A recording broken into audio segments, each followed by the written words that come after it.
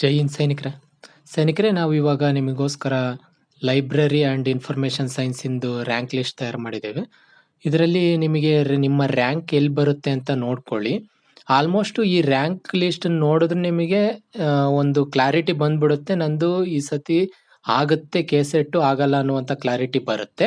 ಮತ್ತೆ ನೋಡಿ, ನಾವು ನೋಡಿರ್ತಕ್ಕಂತಹ ಪ್ರಕಾರ ಈ ಲೈಬ್ರರಿ ಆ್ಯಂಡ್ ಇನ್ಫಾರ್ಮೇಷನ್ ಸೈನ್ಸ್ ಏನಿದೆ, ಇದಕ್ಕೆ ಈ ಬಾರಿ GM ಕ್ಯಾಟಗರಿಗೆ 168 ನಿಲ್ಲುವಂತಹ ಸಾಧ್ಯತೆ ಇದೆ. ಹಾಗಾಗಿ ಇದ್ರ ಪ್ರಕಾರ ನೀವು ನಿಮ್ಮ ಉಳಿದ ಕ್ಯಾಟಗರಿಗಳನ್ನ ಲಾಸ್ಟ್ ಟೈಮ್ ಕಟ್ ಆಫ್ ಏನಿತ್ತು ಅದಕ್ಕೆ ನೋಡ್ಕೊಳ್ಳಿ.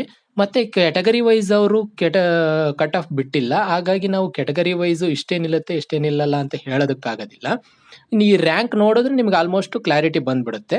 ಮತ್ತೆ ನೋಡಿ ಸೈನಿಕರೇ, ಈ ಸಂದರ್ಭದಲ್ಲಿ ನೀವು ಈಗೇನು GM ಕ್ಯಾಟಗರಿದು 168 ನಿಲ್ಲುತ್ತೆ ಅಂತ ಹೇಳಿದ್ನಲ್ಲ, ಅದ್ರ ಪ್ರಕಾರ ನಿಮ್ಮ ಕ್ಯಾಟಗರಿಗೆ ಲಾಸ್ಟ್ ಟೈಮ್ ಎಷ್ಟು ನಿಂತಿತ್ತು, GM ಕ್ಯಾಟಗರಿಗೆ ಎಷ್ಟಿತ್ತು, ಅದಕ್ಕೆ ಎಷ್ಟು ವ್ಯತ್ಯಾಸ ಇದೆ ಅನ್ನೋದನ್ನ ನೋಡ್ಕೊಳ್ಳಿ.